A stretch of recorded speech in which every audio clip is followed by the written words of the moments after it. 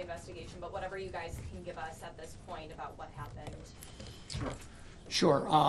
It's Juan Escalante Goodil, 31-year-old man, was arrested and charged on Wednesday, May 1st, in connection with an attempted sexual assault that occurred on the 300 block of Virginia Street. Those are just allegations at this point. Mr. Goodell appeared in Buffalo City Court and was arraigned on those charges. The judge ordered a forensic examination, and he remains in custody until that examination is complete and we return to court. Other than that, I don't want to, get into the details of the case. Obviously, it's early on. Don't know a whole lot more, and it would be inappropriate, I think, to share more details other than what I just provided at this point. But certainly going to try to answer any questions that you have, or for Chief Macy, who's here as well.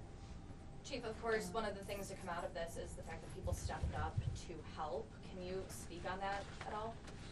Yes. So with respect to the community, and this will be a generalized statement first, but we need their help on every case, whether it's reporting, sharing videos, calling 911.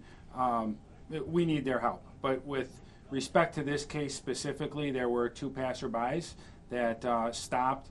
They intervened and were able to detain the suspect and ultimately hold him until patrol officers from the Central District responded and detained him. The alleged assault took place on a porch of a home, is that correct? That is correct. You know what alerted those people who are nearby? So, after reviewing some of the documents, they thought that it was a fight, and there was a male and a female, and they were being good Samaritans. How is the victim doing? She's good. Could you explain why Border Patrol might get involved in an incident like this? Sure. Crimes involving moral turpitude is when they would be involved and put a detainer on non-U.S. citizens to make sure that the immigration process is followed after there is criminal charges lodged. Is the suspect here legally as an asylum seeker, or is he here illegally? So he's here legally, but he Illegally? is not legal, Okay. but he's not a U.S. citizen. Okay. And with conviction, does he face deportation or? So that will Yeah, go. good. That'll start a whole nother process with the federal immigration process. So I would defer that to the Border Patrol. DA Keane, could you speak generally about when you have people who step in to help? Does that help with a case like this? Yes, it absolutely helps. As Chief Macy just mentioned, one of the difficulties that we have in a lot of these cases is getting witnesses, and in this case, these two people appear to be witnesses.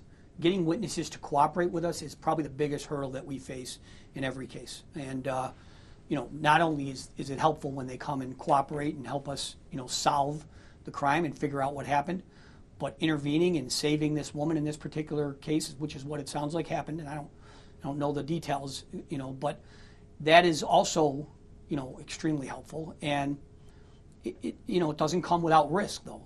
People that get involved in situations like this are putting themselves at jeopardy of getting hurt themselves. So, people should be careful whenever something like this happens. But if they can help a victim, I think it's obviously the right thing to do. So, Where does this case go from here? well, there'll be a report back. I don't know the date right now in Buffalo City Court, but there'll be a report back on that forensic examination. And if this man is deemed to be competent, then the case will move forward. If he's not competent, then we won't be able to proceed with the charges against him, and he'll remain in treatment in civil confinement. But we won't know that until the forensic exam is completed. Do you know if he's at the holding center? I don't know where he is right now. They can do those examinations over there, but it's possible he's not there. And but I don't know the answer. Any other questions? Thank you both. I appreciate it.